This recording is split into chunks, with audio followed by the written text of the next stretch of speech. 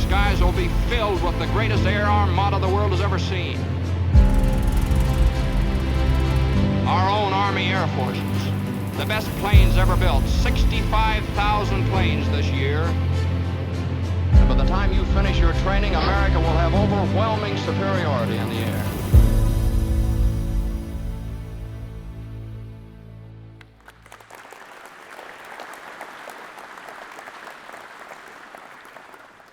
All right, thanks, Bill. All right, everybody, so we'll get going here, and I can put the YouTube back up if you guys want to get it after the presentation's done. All right, so my name's Matt Outing. I'm one of the docents here at the museum, and today we're going to be talking about the 56 Fighter Group. The 56 Fighter Group, flying exclusively P-47 Thunderbolts, would fly almost 450 combat missions in the European theater.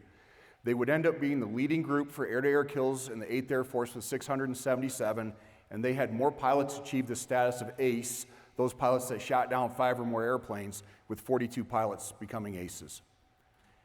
They were Zemke's Wolfpack. So we're going to start our story in January of 1943 when the group deployed to England. But before we get into that, I want to talk about some of the symbology on this map. You're going to see this several times, so just so you're not curious.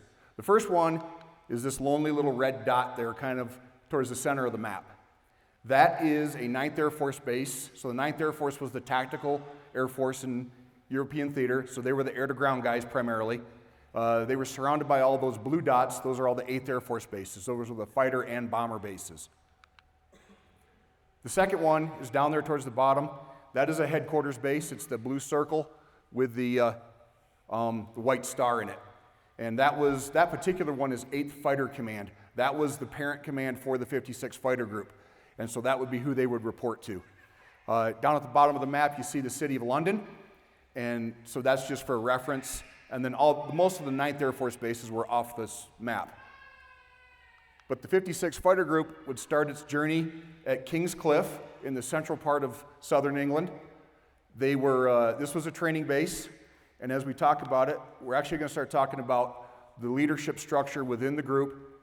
And we'll start with the group commander, Hub Zemke.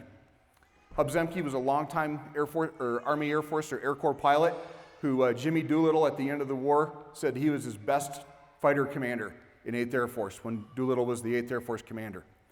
Zemke had, prior to taking over the 56 Fighter Group, had actually gone to England, taught the British how to fly P-40s, and then had gone to the Soviet Union to teach Soviet pilots the same thing. And then he would assume command of the group in 1942. The 61st Fighter Squadron is one of 3 squadrons in the group. They were led by Lorne McCollum. McCollum was another longtime pilot. He would end up moving from being the squadron commander to being the flying exec for the 56 Fighter Group, the second in command. And then 8th Fighter Command came in and plucked him out of the group to make him the commander of the 353rd Fighter Group, and he would have that job until November of 1943 when he was shot down and became a POW. The 62nd Fighter Squadron was commanded by Dave Schilling. Zemke described Schilling as dashing, daring, and impulsive. And Schilling's impulsivity would occasionally get him sideways with Hub Zemke, but at the end he would mature and actually was given the command of the 56 Fighter Group when Hub Zemke left. The final squadron, the 63rd Fighter Squadron, was commanded by Phil Tukey. Tukey was another good leader who was plucked from the group, was sent to 8th Fighter Command headquarters, and then became the commander of the 356 Fighter Group flying in Europe. So all the squadron commanders would end up getting group command at one point or another. And these were all what Zemke said, they were all of his friends from the Langley Flying Club days. So back at Langley Field in Virginia. Some of the key players in the group. We'll start with some of the original pilots. Gerald Johnson. Johnson was a young pilot. He would become the first ace in the 56 Fighter Group.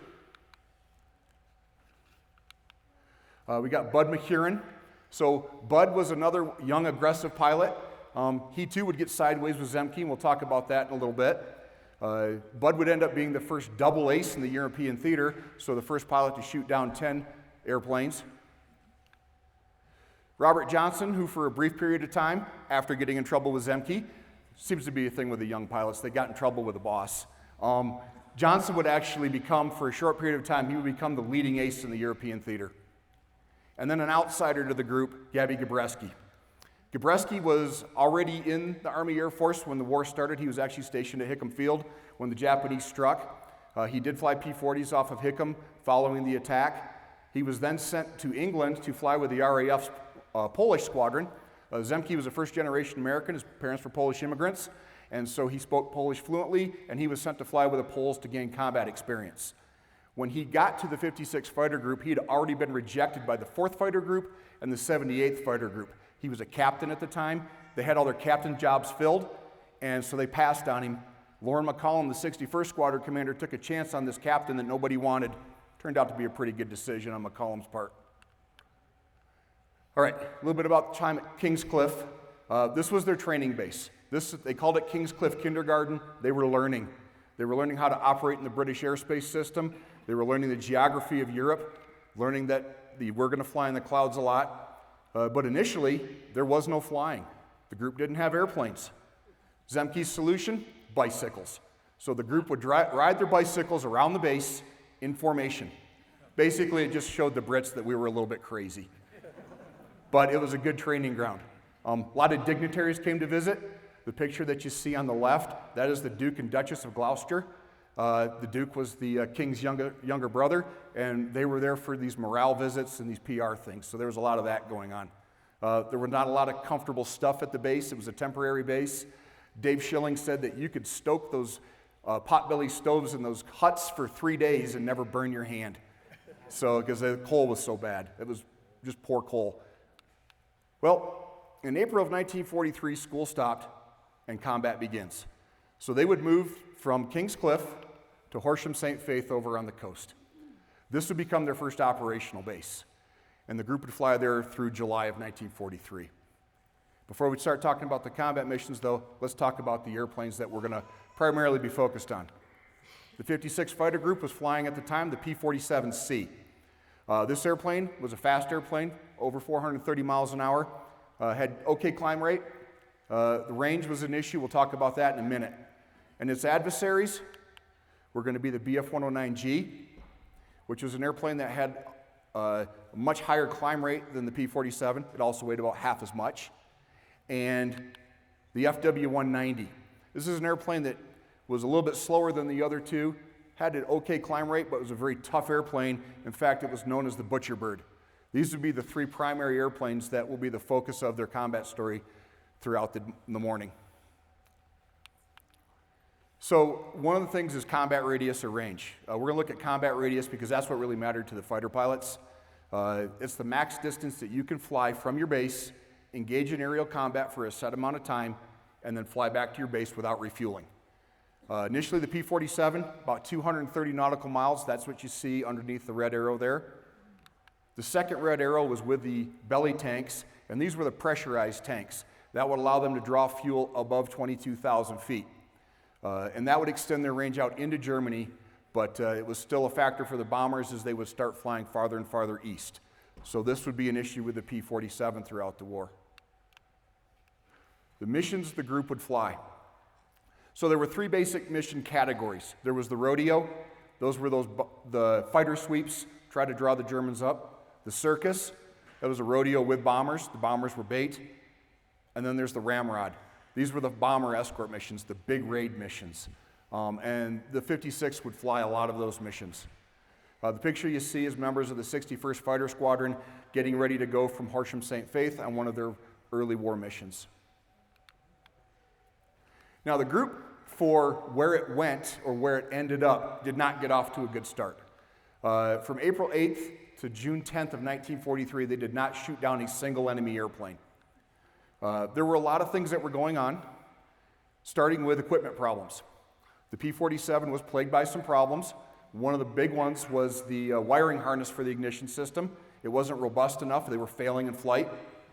They also had issues with the synchronization of the turbine and the throttle, so they had to work through that. And then the last thing was actually a result of shipping the airplanes from the US to England. They did not properly package or protect the airplanes, and so they were getting a lot of corrosion on components, and that was causing failures, so they weren't be able to fly the airplanes. They would work through those problems, but then they had to deal with poor discipline. So I mentioned that a couple of the guys got sideways with Zemke. So Robert Johnson is a good example. Young lieutenant, had a firearm, may or may not have been drinking in his hut, and was shooting his pistol in the hut. He got to spend a couple weeks not flying, got sideways with the boss. There was drunken incidents with the ground crew, a lot of learning things. Guys are away from home for the first time, things that you would expect. That was one of Zemke's challenges. He met the challenge and the group straightened up. In the air, there were other issues. So Dave Schilling, this is where his impulsiveness came to play. They were on a mission. Dave was leading the mission. His radio failed. Protocol, go home. Let somebody else be in command. Dave kept flying. He got into aerial combat, could not call in another group to come support him. He lost 2 pilots that day. Fortunately, they both became POWs, but at the same time, it was that poor leadership and discipline that would get him in trouble with Zemke on a number of occasions early on. And the final one may be the worst of all. Lorne McCollum, early in combat, misidentified a Spitfire as a German airplane, shot it down. Spitfire pilot was able to bail out. Air Sea Rescue recovered him in the channel, but this does not endear you to the 8th Fighter Group Command. They're looking at you like you're some knuckleheads. So those were the things that Zemke had to overcome. So we get to June 11th of 1943. Now the group's on the board. They were flying a rodeo, so one of those fighter sweep missions over northern France, so I've circled the area. And Walter Cook, who's pictured on the right, Cook shot down an FW-190. He was the first pilot to score a victory in aerial combat. As you look at that picture, you're probably wondering why that German sign is not underneath the cockpit. We think this was just a publicity thing. It doesn't really explain it in the photo when I downloaded it or when I was researching it, but that more than likely was just a publicity shot, and they would have stuck that on the cockpit. Cook would survive the war. He would end up being an ace. He shot down 6 German airplanes, and he was sent home in February of 1944. But the group is on the board, but there's still growing to do. So June 26, 1943 was one of the deadliest days for the 56th Fighter Group in terms of losses. They would have 4 pilots get killed while performing a ramrod mission near Paris. The group got jumped by the German fighters. They were flying lower than they wanted to, the 56 was, and the German pilots jumped them, and they shot down 4 pilots, shot up a bunch of the airplanes. One of those airplanes that they shot up was flown by Robert Johnson. So as we zoom in on Johnson's airplane, if you look at the back edge of the cockpit, and I didn't put an arrow there, I apologize, you'll see where the skin is out of shape. Johnson could not open the canopy, so he was not getting out of the airplane by bailing out. If you look at the right side of that canopy, the side that's facing us, the glass is missing. Took a 20 millimeter round through the glass, actually knocked his goggles off when it hit, and additionally, they shot up his hydraulics fluid, his hydraulic system. So now he's trying to get away from the fight. He finally gets away. He's heading west. He's trying to figure out what he's going to do. He's got hydraulic fluid spraying over the front of his canopy. It's coming in the side. He doesn't have anything to protect his eyes. He's getting hydraulic fluid in his eyes, and he's trying to fight a fighter that can only go about 170 miles an hour. And unfortunately for him, he spots a lone FW-190 looking for him. That guy circles around him a couple times, slides in behind him, starts to shoot up the back of Johnson's airplane. Johnson skids the airplane, slows him down a little bit. The German pilot flies past him, comes back around. But he doesn't start shooting, no. He flies with his wingtip over Johnson's wingtip, and he's looking to his right, and he's shaking his head. He can't believe this P-47 is still in the air. He then peels off to the left, comes back in behind Johnson, starts shooting again. Then he stops shooting. Johnson's like, wait a minute, what's going on here? And then he realizes where he's at. He's close to the coast. There's lots of anti-aircraft batteries down on the coast. He finally figures out what the German's doing. The German's going to escort him through the anti-aircraft fire so he can shoot Johnson down over the channel. So they clear the anti-aircraft fire, or the anti-aircraft batteries, slides back in behind Johnson, runs out of bullets. Slides up along Johnson for the 3rd time, looks him over, salutes, peels off and goes home. Johnson lands at his base. That's what the airplane looked like when he landed. Johnson said he stopped counting holes when he hit 200, and he had more to go. According to Johnson, the airplane was a write-off, and for him to get out of the airplane, he had to crawl out through that opening in the canopy. So he was able to get the gear down, though, so that was good news, but the airplane was a loss. All right, so in July of 1943, the group makes a move. They go from Horsham St. Faith, which where they had started, they made room for a bomb group, and they moved south to Halesworth. Halesworth would be called what Zemke would refer to as the heydays. This is where the group really took off, and they became the legends they are. So as they started flying there, they're now learning, and they start to refine their tactics. So I mentioned when Johnson got jumped and got shot up real bad, they were flying lower than they wanted to. They started to try and fly at least 25,000 feet, and they wanted to be 4,000 to 5,000 feet above the bombers, and that would allow them to use dive, hit, and recover tactics. So they would dive down on the Germans, make a pass, and then climb back up. One of the things they learned is they did not want to get into a turning fight with a German fighter below 230 miles an hour. That was death to the P-47 pilots. They weren't as maneuverable as the German airplanes were at slower speeds. So they would start to use those tactics. The other thing that Zemke did is the 8th Air Force doctrine, which you're supposed to follow, is stay with the bombers, so stay right tight with the bombers. Well, Zemke started to push the limits of that, and he let his guys fly a little bit farther out. And they were able to hit the Germans a little bit earlier and a little bit earlier. But Zemke was very careful how he wrote this up, because he knew that if he let 8th Fighter Command or 8th Air Force know what was going on, they would probably put the clamps on him. But his group was going to start seeing some success because of these tactics. And one of their first successful days was the Regensburg-Schweinfurt raid. Now, this is the first time that we went to Schweinfurt. This was not the devastating raid later in the year. But it was still a bad raid for the bomber crews. But the 56th Fighter Group, we're going to focus just on their participation in it. So in the morning, they would escort bombers to Regensburg. They were going to bomb the Messerschmitt factory and then go to North Africa. So they dropped their tanks where that red arrow's at. It's roughly about 10 miles west of the border between Belgium and Germany. They turned around, the bombers were on their own.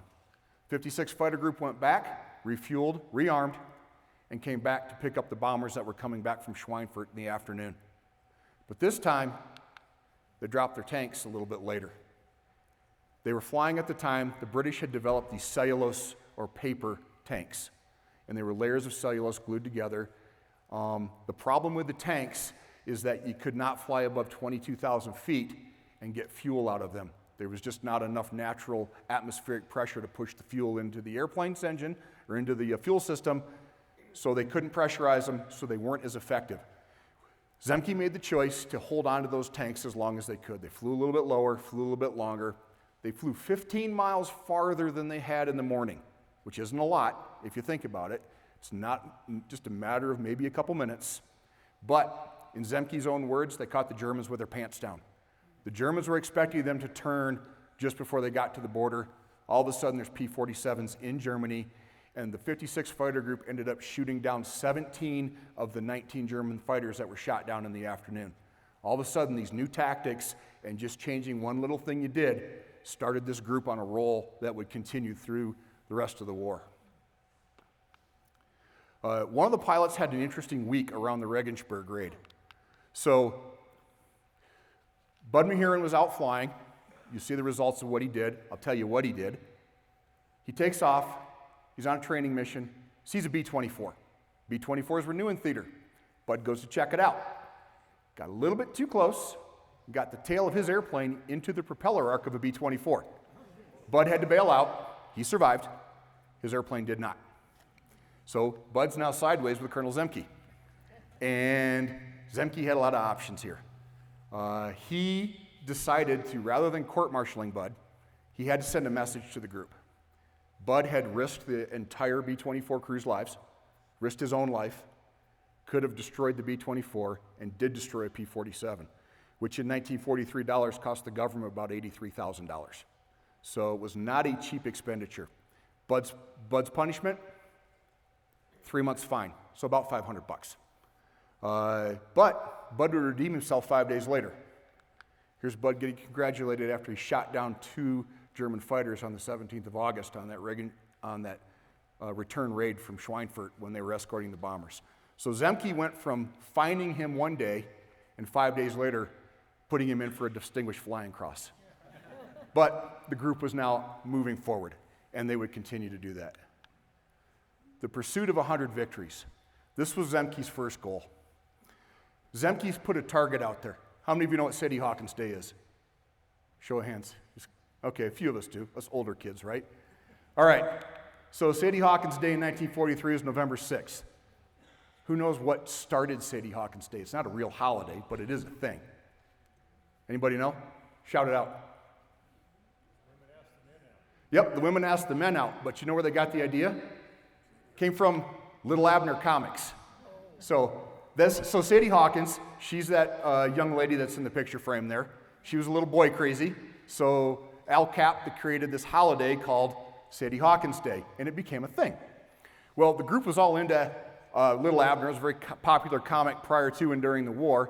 In fact, the 56 Fighter Group wrote to Al Cap. He sent them drawings so the guys could put Little Abner characters on their airplanes. Well, we get to November 5th of 1943, and the 56 Fighter Group is sitting at 95 victories. They're 5 away. So they've got 2 days to do it. Of course, the group overachieved. They shot down 6 on the 5th, got to 101, and at that point, they were outpacing the other groups. The next closest group only had half the victories that the 56 Fighter Group did, and a lot of that tied back to what Zemke had been doing tactically with his group. Plus, he had a highly motivated group of fighter pilots, and they were becoming a machine. So, as a result of this, of course, 8th Air Force says, we've got to send our best commanders back home to go talk to Congress, the Joint Chiefs, and whatnot. So you see the 2 pictures up there. Zemke's on the right, inspecting the guns on his P-47. The other picture is General Curtis LeMay. He was a bomber commander. He would obviously go on to great fame and end up being the Chief of Staff of the Air Force many years later. But LeMay, Zemke, a lot of other pilots were sent back to the States to do this publicity stuff. They were gone for about 6 weeks. Zemke was given assurances that he would be the group commander when this tour was over. He was going to come back to the 56 Fighter Group. So off he goes. In his absence, something critical happened to the history of the 56 Fighter Group. 8th Air Force had come in, the P-51s were coming, and they asked 56 Fighter Group, without Hub Zemke being there, do you want P-51s? And the group said, no, thank you. Zemke would have made a different decision, but he wasn't there, and he couldn't undo the decision. But he would come back eventually. While he was in the States, he finds out he's got verbal orders to report to 1st Air Force. They were on the East Coast. He was going to go work for a general that he had run-ins with before. But Zemke had his written orders that said he was supposed to return to England and go command the 56 Fighter Group. So Hub Zemke hopped on an airplane and flew back to England. Now he got sideways with his bosses. Got sent to Scotland for a few weeks, finally got sent back to the 56 Fighter Group, but Zemke, by his own admission, said it probably cost him his star. But at the same time, he wanted to go command his group, and he would go back and command it. So in his absence, the group continued to roll, which I think speaks well of Zemke as a commander, because his guys could go do their job without him being there. So the race to 200 victories. So while he was gone in the States, they shot down 80 airplanes, including a record at that point of 23 in one day. The picture you see is the 16 pilots that shot down 23 airplanes in one day. And on January 30th of 1944, the group would claim its 200th victory. So they were definitely on a roll. Well, all this is going on, change is happening. And these changes were driven by one thing: limit on fighter pilots having combat hours. There was a 200-hour cap for all of these pilots. So they were trying to figure out how to deal with it. One of the things that they did is they could get an hour's extension, because they did not want to have, say, half the group disappear on one day. So they started to smooth it out by extending guys, and that gave them another 25 to 50 hours of combat time. That allowed them to integrate younger pilots in. The old heads could train the new guys. That way the experience level doesn't drop as dramatically as it could have. But the other thing they did was an idea that Gabby Gabreski had. Gabreski had moved in to be the 61st Squadron Commander, and he reached out to his friends in the RAF that were Polish. So there's Gabby in the middle, and the 5 guys with him are Polish pilots that he recruited to fly with the 56th Fighter Group. They were in a rest period from the RAF, but they wanted to go fight. And Zemke loved the Polish pilots. He says they were aggressive, they were tenacious fighters. His biggest problem, he had 2 problems with them. One is they'd get on the radio and they'd get excited and they'd talk Polish. Nobody could understand what they were saying, except Gabby if he was flying that day. But he broke him with that. But the other thing was this guy over here, Mike Gladich. So Mike was really aggressive. And if he saw a German pilot, if he saw 5 German pilots flying down below him, he'd go take off. Probably not call anybody. He was just going to go shoot down Germans. Well, Mike was such a good pilot, he was a double ace with the 56th Fighter Group. And he claims in his own personal memoirs that he shot down an additional 16 airplanes while flying with the Polish Air Force, the French Air Force, and the Royal Air Force. The Army Air Force didn't give him credit for him, but they did give him credit for 10. And Mike would fly through the rest of the war with the 56th Fighter Group. So as these changes are going on, the group continues to fly missions. An Operation Argument or Big Week was one of the big ones.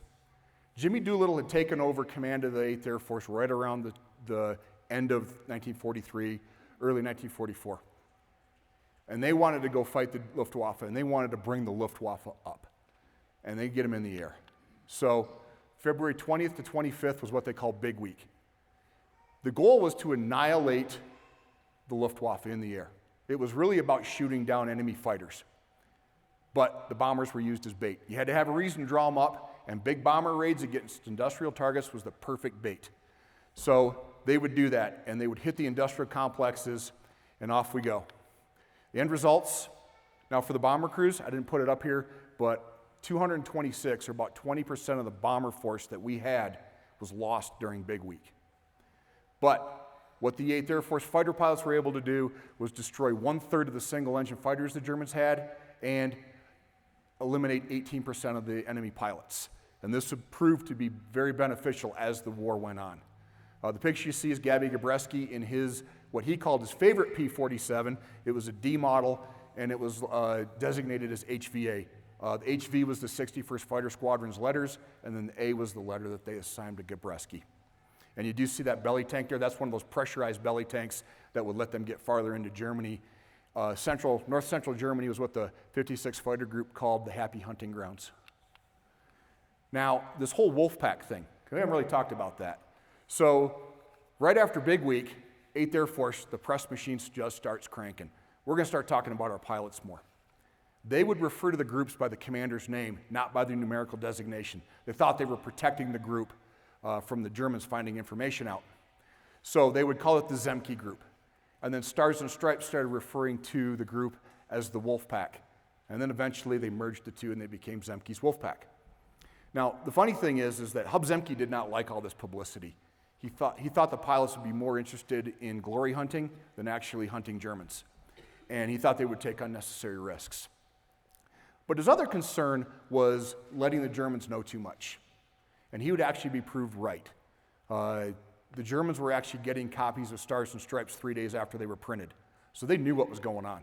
So they had very good intel on what the 8th Air Force was doing. And they had a lot of insight across the board what we were doing. And it was all free information that we were giving them. So the other thing is that when you look at this picture, you see the red noses. So initially, the group had white noses. Zemke, as they become a little bit more famous and they get a little bit more notoriety, he did take advantage of that. Had the squadrons paint their colors on their noses. Well, guess what? Everybody else in the 8th Air Force started to copy 56th Fighter Group, and everybody had all these crazy colors on their noses.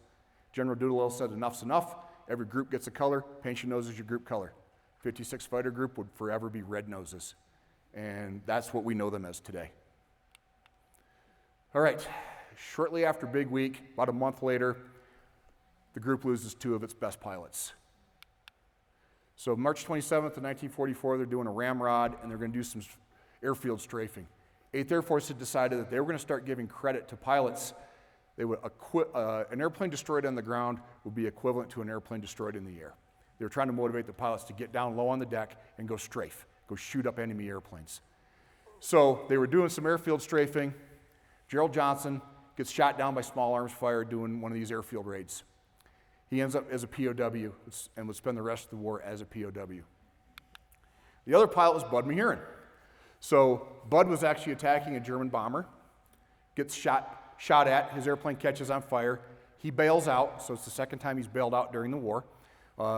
This one was a little bit more excusable, but Bud ends up, the last they saw of Bud was he was running into the woods. And then for weeks, the group didn't know what was going on. Johnson, they found out fairly quickly. The messaging came through the Red Cross that he was a POW. Bud, they kept not hearing about him. Well, while all this is going on, they're now moving to Boxstead. So they're moving from Halesworth, making room for another bomber group, and they're going to go down to Boxstead, and this will be their final operational base during the war. So one of the first things that happens is Bud comes back. So May 6th of 1944, he comes back to England, and the group gets the rest of the story. So the story stopped for them was Bud's running into the woods. Well, he'd hidden a haystack. The French underground found him, and they helped him. Well, what they did is they arranged for a British Westland Lysander to come in and pick him up. So Bud and 2 agents were picked up and taken back to England. Well, when Bud got back to England, 8th Air Force gave him the bad news. You cannot fly combat missions anymore. You're an evadee. We don't want you to go fly again, get shot down, get interrogated, and reveal what the underground is doing. So Bud was sent back to the States.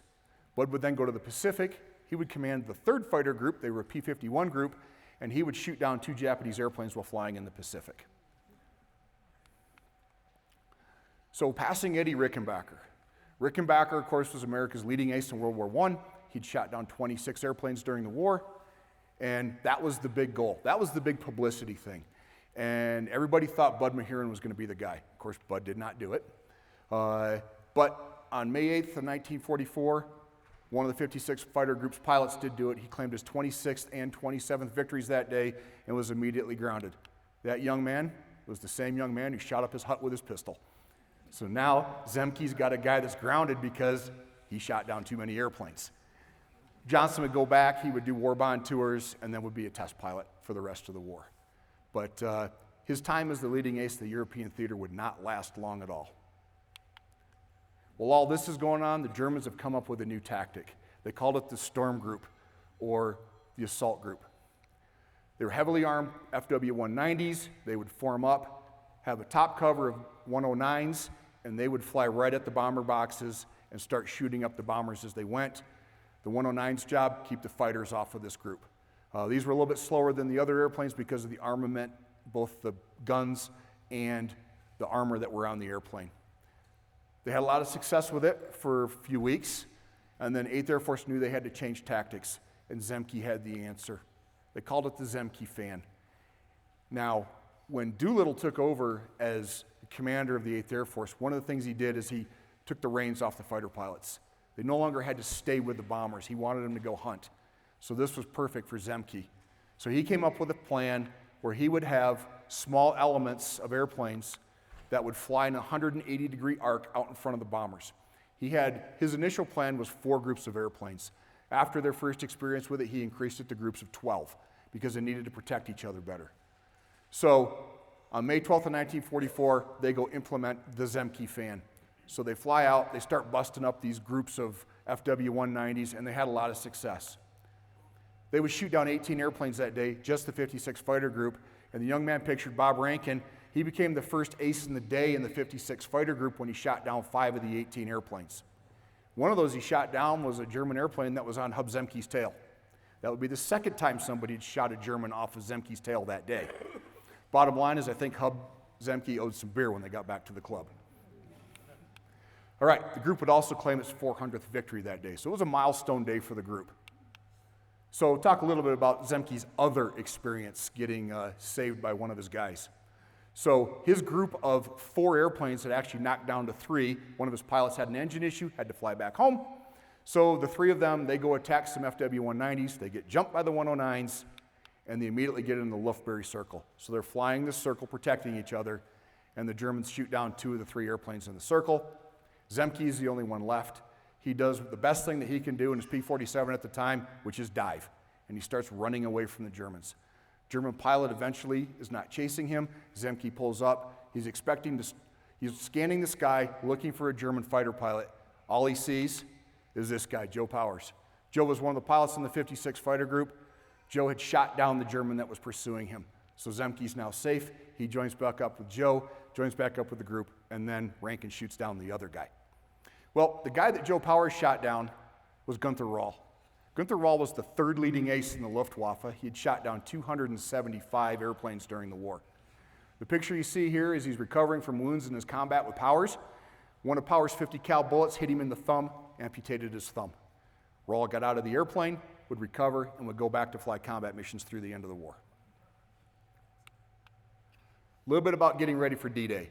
So while they're still doing the Zemke fan, doing these long-range bomber escort missions, they also had to help do ground attack. So the group would start doing bombing missions, something that they had not really trained for. The learning curve was pretty high, or pretty steep, but they would start doing it. And then Hub Zemke learned about the Droop Snoop P-38. I think this is one of the craziest things the Air Force did. They took the guns out of a P-38, put a plexiglass nose on it, and made a spot for a bombardier to lay down in the nose of that airplane. And then they would fly with other airplanes in formation with it, and they would signal when to drop the bombs. And the first question I had when I looked at that is, how does that dude get out of the airplane if he has to in the air? And I'm not sure how you do it. Took a lot of guts for those guys to do that, but it was successful. The first time the 56 fighter group borrowed the P-38 from the P-38 group, they were able to completely destroy a bridge, so the tactic worked. The problem is the P-38 guys wanted their airplane back, so it went back. They would continue to do these ground attack missions in conjunction with, they would alternate with their bomber escort missions. But I also just want to show you this picture. This is what the bombardier saw. So don't see a whole lot there. So it's kind of a confined space. But they would continue to fly these missions through D-Day and then beyond. Well, all that was going on, they were still doing bomber escort, like I said. And Gabby Gabreski's ready to leave the group. July 5th, 1944, Gabby now takes the role of the leading ace in the European theater.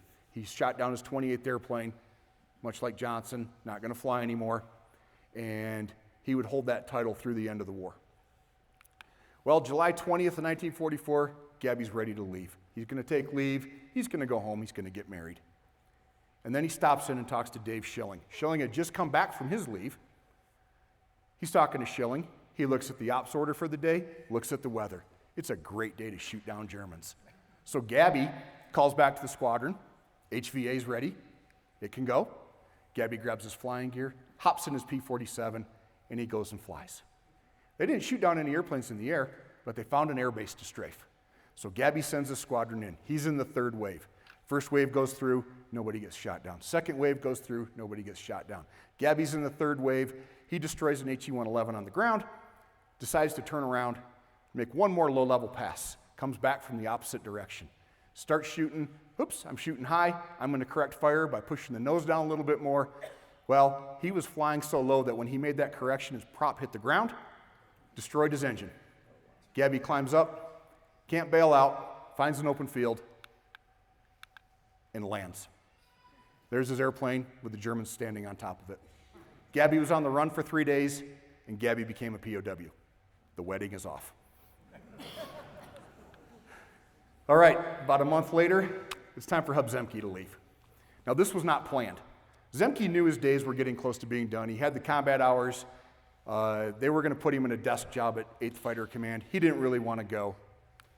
And then the 479th Fighter Group, which was the newest group in the European theater, their commander got shot down. So Zemke is now faced with a dilemma. He's gotten a call, 8th Fighter Group, they want Dave Schilling. And Dave Schilling deserved a command at this point. Zemke was very adamant in a lot of his narratives about this. He wanted Dave to have a command, and he offered it to Dave. And Dave Schilling said, no, thank you. I do not want to go fly P-38s. I don't care that they're getting P-51s. I want to fly P-47s. So Zemke came up with an idea. He would volunteer for this job. And why did Zemke volunteer? Well, number one, if I go take over a group that's struggling, which the 479th was, you're going to leave me in the seat longer. That means I can go fly some more combat. I don't have to go to my desk job. Also, he felt like his message was getting stale with the group. He'd been there. They'd been flying combat for almost a year and a half at that point. Maybe it was time for a new voice. Dave Schilling was the perfect guy. So he decides to move on. So as Zemke moves to the 479th, and there he is meeting the troops, Dave Schilling takes over. So there's Dave standing in front of his P-47. It's a little bit hard to see, but his airplane was Hairless Joe, one of the Little Abner characters.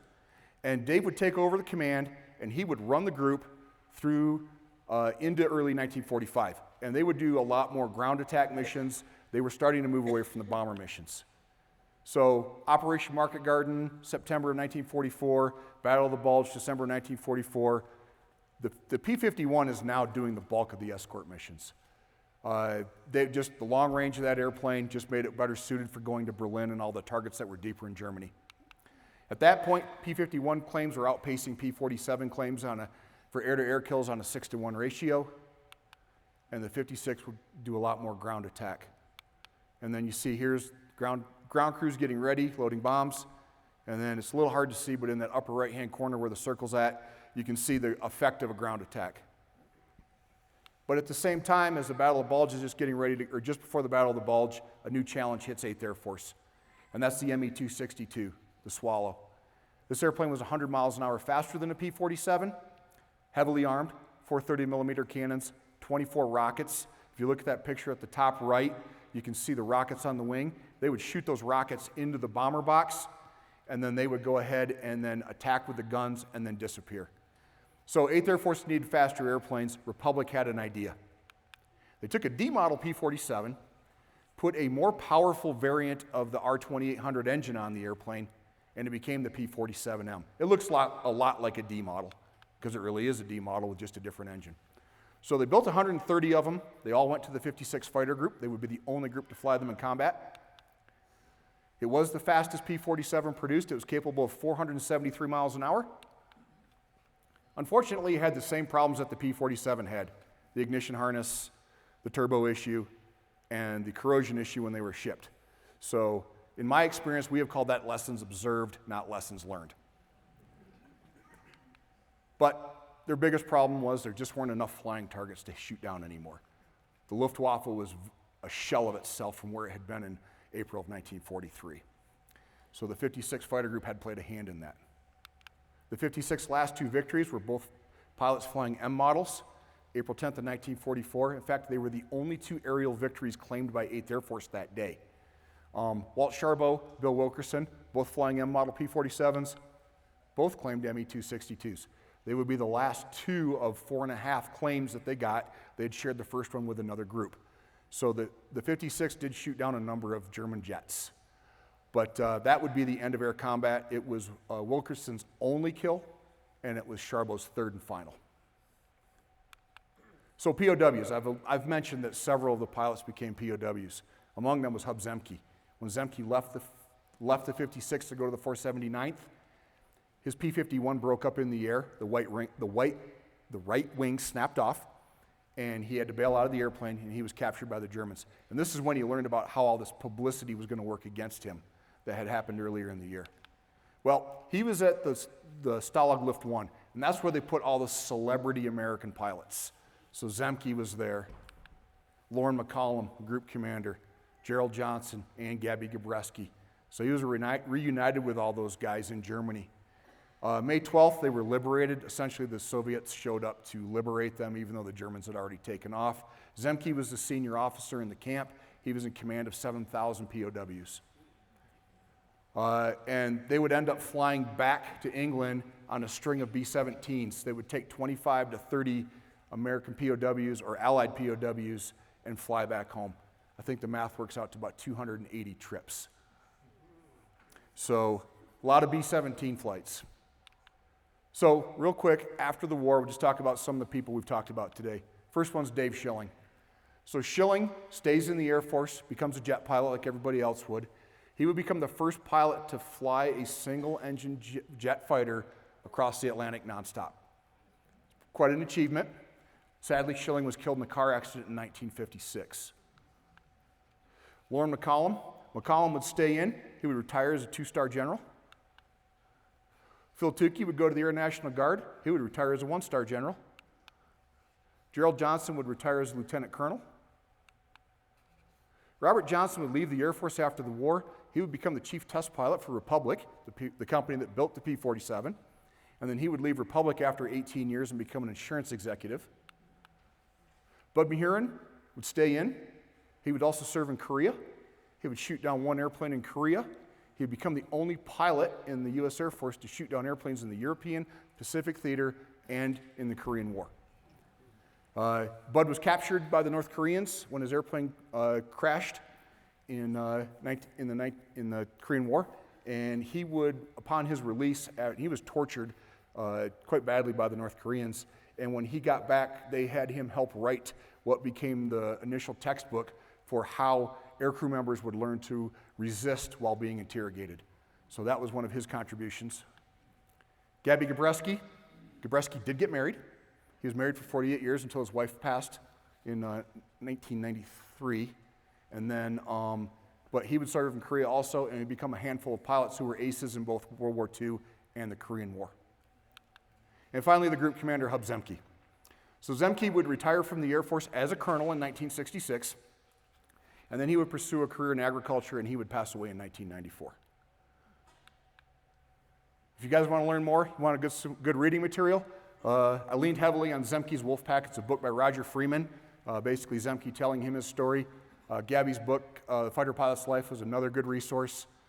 And then I felt obligated, because it's the European theater, to put Masters of the Air up there, and I did pull a couple of anecdotes out of there. So with the attention that's been getting, and then Robert Johnson's Thunderbolt was another good book. Great source, too, if you want to read chronologically, day by day, what the group did. Beware of the Thunderbolt. It's got every single day laid out in there when they flew combat missions.